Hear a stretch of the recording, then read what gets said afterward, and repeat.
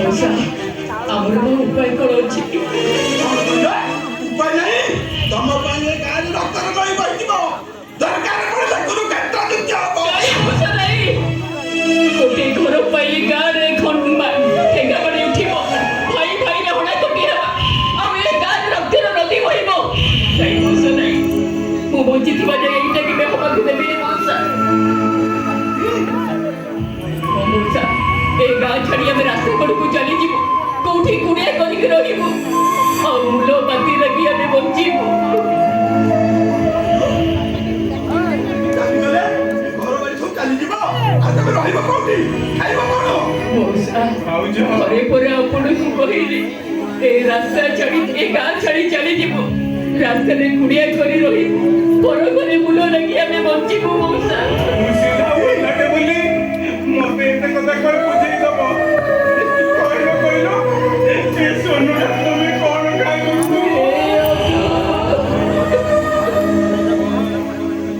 ମଉସା ଆପଣଙ୍କୁ ଗୋଟେ କଥା କହିବି ମୋର ରଖିବେ। ଆପଣଙ୍କୁ ପୁଅ ମାସେ ହେଲେ କଲିକତା ଗଲେଣି, ଏପର୍ଯ୍ୟନ୍ତ ସେ ଫେରିଲେନି।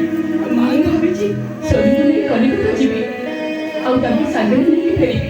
ଆଉ ମୁଁ ଫେରିବା ପର୍ଯ୍ୟନ୍ତ ମୋ ଅନୁ ଆପଣଙ୍କ ପାଖରେ ରହିବ। କ'ଣ କହିଲ ଭାଉଜ? ତମେ କଲିକତା ସହରକୁ ଯିବ? ଅମ୍ବି ଭାଇ ଗଲେ ଯେ ସେ ବି ସେଦିନଠାରୁ ଆଉ ଫେରିଲେନି। ଭାଇ ବି ଗଲେ, ତାଙ୍କର ବି ଦେଖା ନାହିଁ। ଆଉ ତମେ ଗଲେ ତମେ ଫେରିବନି ଭାଇ, ଫେରିବନି। ନାଇଁ ଅନୁ ନାଇଁ, ତମେ ସେମିତି ଭାବନି। ସତ କହୁଛି ମୁଁ ତମକୁ ଛାଡ଼ି ଗୋଟିଏ ମୁହୂର୍ତ୍ତ ବି ମୁଁ ବଞ୍ଚି ପାରିବିନି। କଥା ଦଉଛି ମୁଁ ନିଶ୍ଚୟ ତମ ଭାଇକୁ ସାଙ୍ଗରେ ଧରି ଫେରିବି। ନିଶ୍ଚୟ ଫେରିବି।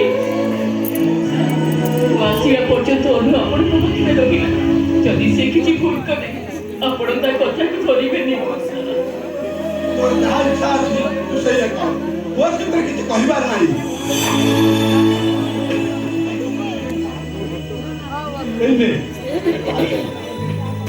ତାପରେ କିଛି କାର୍ଯ୍ୟ ଆସିବ।